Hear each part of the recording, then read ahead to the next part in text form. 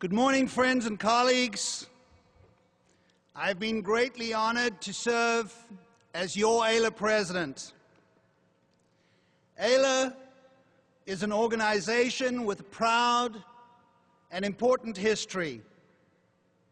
This journey over this past year has been a rich and rewarding experience as we sought to fulfill our mission to promote justice, to advocate for fair and reasonable immigration law, to advance the quality of immigration law and practice, and of course, to enhance the professional development of our membership.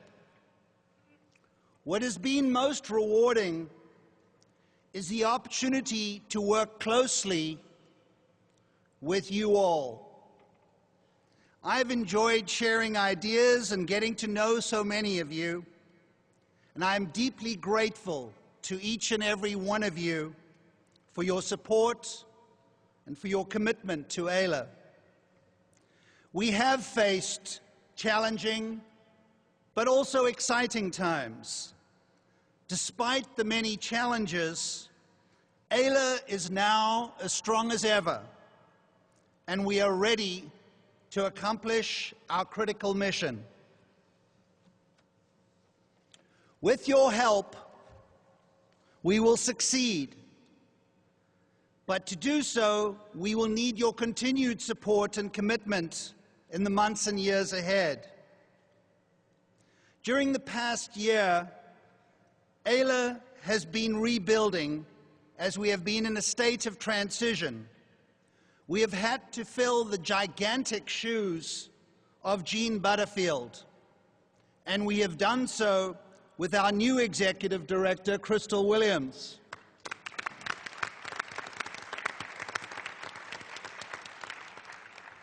Crystal, together with her amazing team, have rebuilt and filled all of our departments, including our advocacy group. AILA is, once again, the authority on immigration issues that is respected and listened to in Washington, D.C. AILA has many accomplishments over the past year. Our presence is all over the media, and nowhere was that more evident than in our leadership on the Arizona Show Me Your Papers law.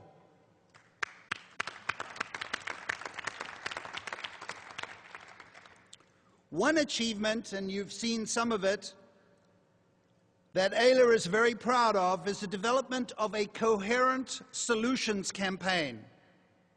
It's easy to criticize and use slogans. It's a whole lot harder to find solutions. AILA has come up with the solutions. Our manual was used on the National Day of Action. Now the website and video to go with it have been released. So many accomplishments come from the work of our staff and our volunteer committees who contribute their effort to fulfilling our mission. Thank you all for your hard work.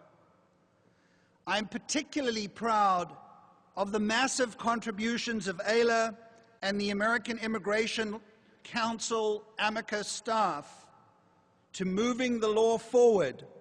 The recent BIA decision in Garcia, and I probably shouldn't take more credit than Chuck already gave me, but on the Kazarian decision dealing with extraordinary ability standards, but we also had an amicus brief from the Immigration Council.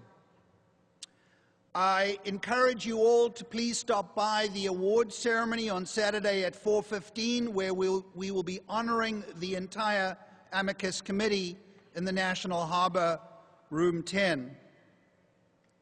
Within the government, we have also experienced a transition, and it's taken time to fill many of the key positions. Regrettably, the economy and difficult political dynamic have made it hard to get Congress to act on immigration. The urgency and the need for comprehensive immigration reform could never be more critical. State and local governments continue to dive into the void created by the immigration nightmare that we are living. The federal government's failure to enact comprehensive immigration reform has left a huge void. The other gigantic problem we face is with adjudications. The culture of no has not only persisted, but has got worse. CIS appears to be looking for ways to keep itself busy by issuing exhaustive requests for evidence and more denials. One gets the impression that immigration is out to deny benefits wherever possible. I must commend our liaison staff and our many volunteers who have battled in the adjudications arena. While there have been victories, on a daily basis we see new barriers that create hardship for immigrants. I must also speak for the 112 deaths in ICE detention since 2003. In fiscal 2009, ICE imprisoned 369,483 immigrants and continues to detain almost 30,000 foreign nationals on an average day. That number has increased. Now about 400,000 men, women, and children are detained by ICE every year, the majority of whom have no criminal history whatsoever. Every day we hear of more detentions, more denials, more delays, more deportations, more defective decisions, and we must demand fair and just immigration laws.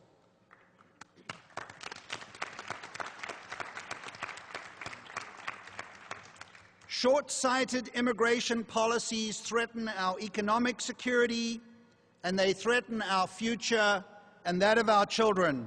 We must continue to demand broad immigration reform and continue our advocacy and legislative battle. We know it's hard to push the immigration reform ball up the hill, but remember, no one expected IRCA to be passed in 1986. Even IMAC 90 in 1990 wasn't assured. So goal number one must be to continue to seek broad immigration reform. To end, I thank all of you for your contribution. I thank AILA for its contribution in advocacy, liaison, communications, education, publications, our Practice and Professionalism Center. I also urge you all to continue to support our sister entity, the American Immigration Council. Friends and colleagues, thank you. It has been a great privilege, and I thank you from the deepness of my heart for allowing me to serve you. Enjoy the conference.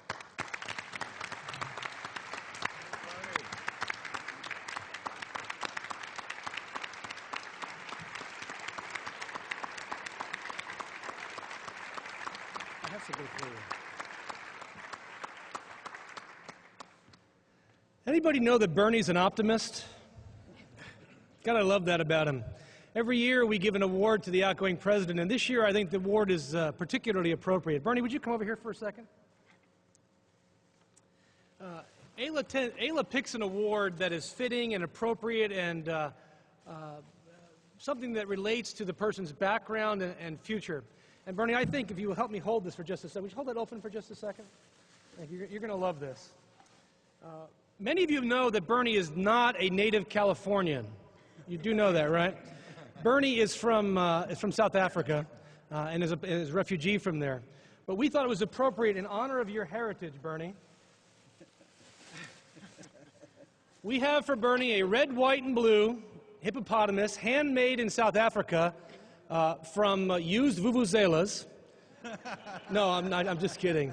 This is a handmade beadwork from South Africa. Goes in this wonderful pedestal, and it honors your work as president of the American Immigration Lawyers Association.